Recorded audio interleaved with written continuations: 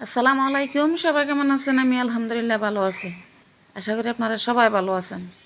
হাজির হয়ে গেলাম আর একটা ভিডিও নিয়ে। কেমন আছেন সবাই? আজকে কাঁঠালের বিচি রান্না করব, তাও আবার শুটকি দিয়ে। তো এই বিচিগুলো নিয়েছি। আগে কাঁঠাল খাওয়ার আগে বিচি খেয়ে ফেলতে হয়, তবে সেটা কিভাবে? আজকে কাঁঠাল খেলাম, আজকে বিচিগুলো শেষ করতে হবে, না হয় এগুলো কেমন জানি হয়ে যায়। এটা কার ধারণা আছে এটার নাম কি? এই যন্ত্রটা, তো এটাকে আমরা শ্রোতাই বলি, অথবা কে কোন ভাষা বলে জানি না, জাত কাটাইলো বলি আমরা। তো এটা দিয়ে দেখেন কত ইজিলি তাড়াতাড়ি কাঁঠালের বিচিগুলো এভাবে হাফ করে আধা আধিভাবে কেটে এইভাবে পরিষ্কার করা যায়।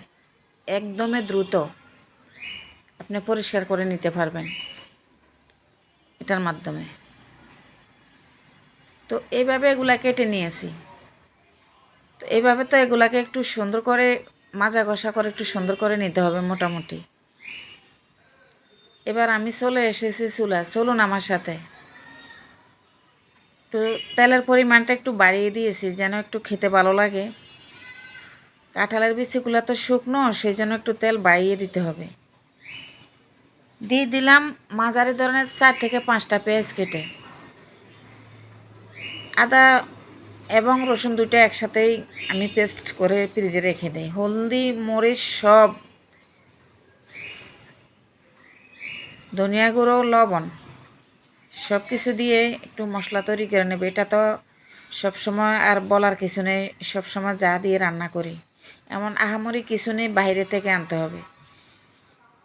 একটু পানি দিয়ে দিলাম, তারপর ছোট একটা টমেটো কেটে দিলাম।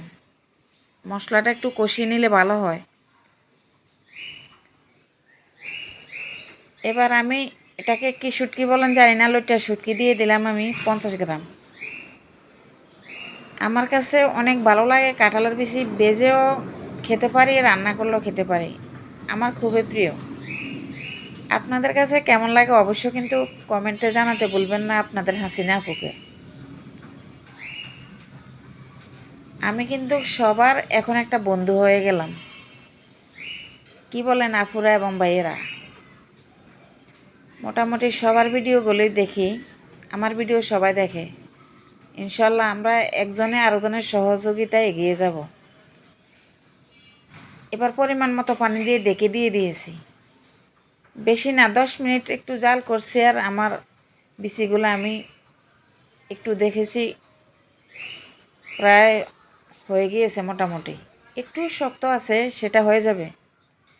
ধনেপাতা কাঁচামরিচ দিয়ে দিলাম, এগুলো তো অবশ্যই লাগে, প্রতিদিন যা দেই। আর আমার তেলে রাখা জিরার গুঁড়ি না দিলে কিন্তু আমার ভালো লাগে না, সেটা আপনাদেরকে আমি শুরু থেকে বলে এসেছি। ইজিলি হয়ে গেল কাঁঠালের বিচি রান্নাটা। কেমন হলো অবশ্যই জানাবেন, কিন্তু জানাতে বলবেন না। আর কে কেমন আছেন, নেট নিয়ে কি সমস্যা আছেন তাও জানাবেন। আজ এই পর্যন্ত, আল্লাহ হাফেজ।